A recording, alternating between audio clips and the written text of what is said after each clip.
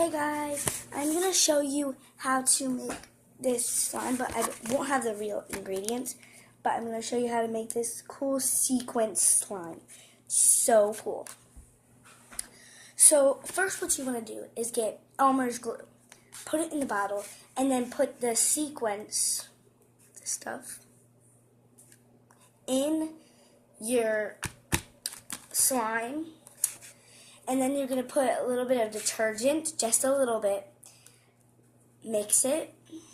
Then what you're going to do is get some shaving cream and put it in there. And then you're going to put contact solution until it's fully into slime. And if you want, you can put some of this lotion to make it